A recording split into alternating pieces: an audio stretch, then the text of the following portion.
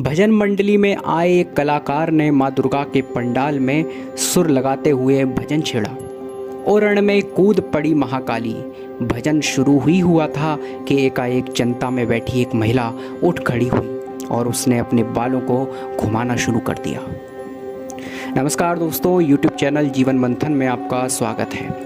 आज हम एक आर्टिकल लेने जा रहे हैं जो पंडित अंकित शर्मा जी के द्वारा लिखा हुआ है। शुरुआत अंकित शर्मा जी कुछ इस तरह करते हैं।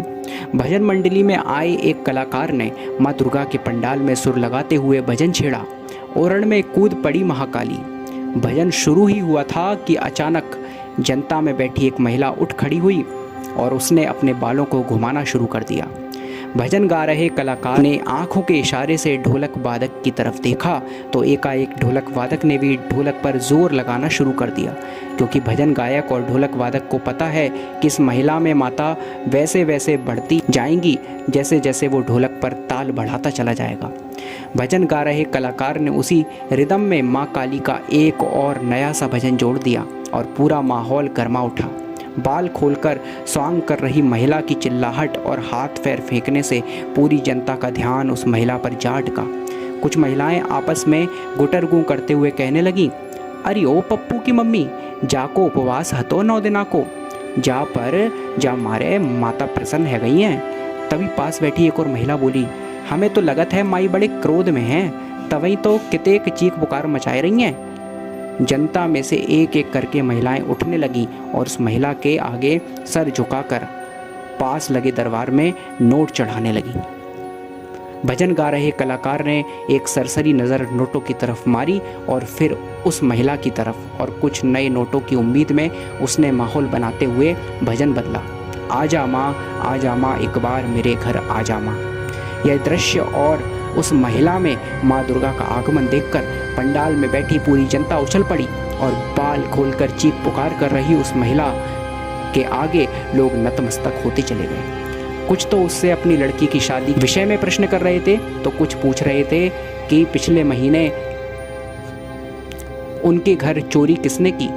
कुछ बीमार अपनी तबीयत ठीक करने की विनती कर रहे थे तो कुछ महिलाएं अपनी बहू के लिए बच्चे की कामना कर रही थी। मैं वहीं कोने में खड़ा खड़ा सारा नज़ारा देखकर विचार कर रहा था कि आखिर कल्लू की मम्मी में माता आ कैसे गई। क्या वे इतनी बड़ी साधक हैं? क्या ये इतनी क्षमतावान है कि उस परम सत्ता के तेज को स्वयं में उतार सकें? क्या कल्लू की मम्मी दक्षिण काली के संत रामकृष्ण परमहंस से भी ज़्यादा सिद्ध हैं, क्योंकि उनके साथ ऐसा कभी नहीं हुआ? फिर इनके साथ कैसे हुआ? क्या कल्लू की मम्मी उच्च कोटि की साधक हैं? नहीं, पूरे मोहल्ले में सबसे झगड़ालू यही हैं। और तो और कल सुबह ही तो मेरे घर बैठकर 4 घंटे पप्पू की मम्मी की बुराई करके गई हैं। काहे की निर्मल? मैंने तो सुना है कि परमात्मा निर्मल मन वालों को मिलता है, और मिलने का अर्थ ये तो नहीं कि वह किसी के भीतर घुसकर चीख पुकार करे। मीरा के भीतर कृष्ण ने आकर ऐसा कभी तो नहीं किया। हनुमान जी बाबा तुलसी के शरीर में तो कभी प्रवेश नहीं किए। फिर आखिर ये माता कहाँ से आ गई? फिर मेरे मन में एकाएक प्रश्न उभरा कि शरीर में घुसने की ड्यूटी सिर्फ माँ दुर्गा और हनुमान जी की ही क्यों है? कभी भगवान श्री कृष्ण क्यों नहीं आते? मैं उत्सुक हूँ कृष्ण के मुँह से गीता के श्लोक सुनने को। इन तथाकथित भक्तों के भीतर कभी राम क्यों नहीं आते? अच्छा, कभी भगत सिंह क्यों नहीं आते? कभी स्वामी विवेकानंद क्यों नहीं आते? कभी जगत गुरु शंकराचार्य क्यों नहीं आते? मित्रों, मैं आज भी ऐसी कई भजन संध्याओं के पंडालों में खड़ा होकर विचार कर रहा हूँ कि आखिर कब ये पाखंड हमारे धर्म से दूर हटेगा? कब भक्ति के साथ ज्ञान और वैराग्य की भी बात होगी? कब लोग श्रद्धा और अंधश्रद्धा में भेद कर पाएंगे? आखिर कब हमारे देवी देवताओं का ये उपहास बंद होगा? कब मेरे धर्म के लोग नाच गाने के साथ साथ धर्म ग्रंथों का अध्ययन भी करेंगे? कब इस देश में जागरूकता आएगी? कब लोग समझेंगे कि परमात्मा को शरीर में अलग से आने की ज़रूरत नहीं होती, क्योंकि वो पहले से हमारे दिलों में बैठा हुआ है।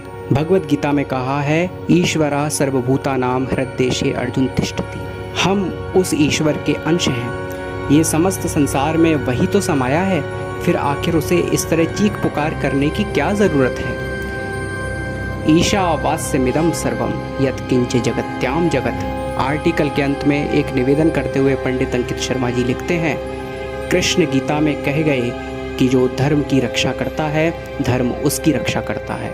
इसलिए खड़े हो जाइए झाड़ू लेकर और साफ कर दीजिए ये गंदगी, निकाल फेंकिए उन कुरीतियों, कुपरंपराओं, पाखंडों को अपने सनातन धर्म से और सनातन धर्म की छवि को धूमिल होने से बचा लीजिए।